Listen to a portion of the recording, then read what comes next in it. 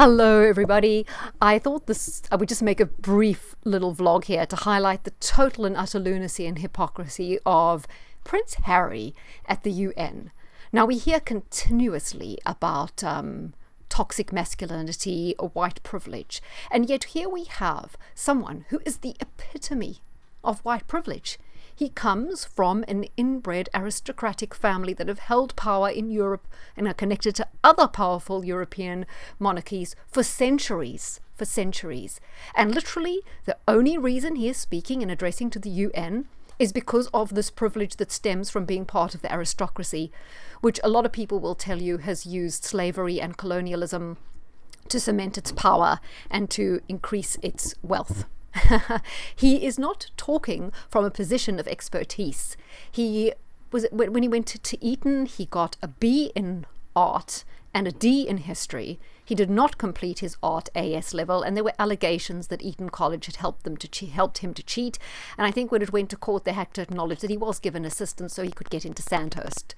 His area of expertise is polo, some questionable taste in fancy dress parties, and Vegas pool parties.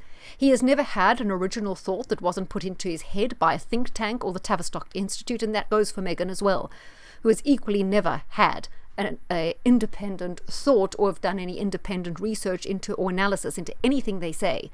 They are merely spokespeople for the global cabal who are pushing their agenda. And I find it ludicrous that all the usual suspects who will tell you that, oh, well, we have to get rid of ballet because ballet, it's too colonial, it's oppressive, it's too white.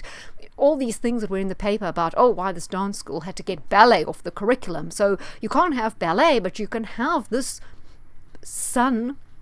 descendant of an aristocratic white family preaching from his bully pulpit at the UN. It's crazy. And while he's talking to you, and I know he was talking about a Roe versus Wade, do you think this person who barely scraped through school knows more about the American Constitution than someone like Amy Coney Barrett, who, I'm not saying I love the woman or agree with everything, but she was regarded as the most talented legal mind that had ever passed through her university. She is exceptionally legally gifted, but apparently this person knows more. And he's not even American. He's been in America 5 minutes. What does he know about America? He's British. He may know something about the army because that's where he has some experience. You know, it's an insult to intelligent people and it's an insult to a meritocracy.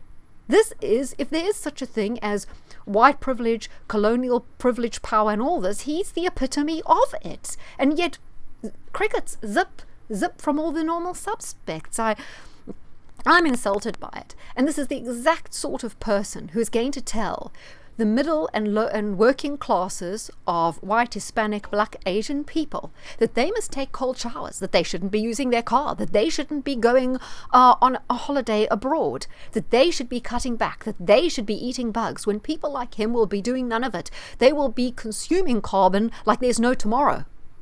And they will continue their privileged lifestyle in every way, and their privileged lifestyle will be enhanced as you are locked down in your 15-minute city. People really need to get angry about this and speak up about it. This is an unacceptable abuse of privilege. And he is privileged. Nothing that he has gained his life has been earned. And yeah, people, we don't know. We don't know how much danger he was or wasn't in. We don't really know what went on. And I'm afraid this person hasn't earned my respect.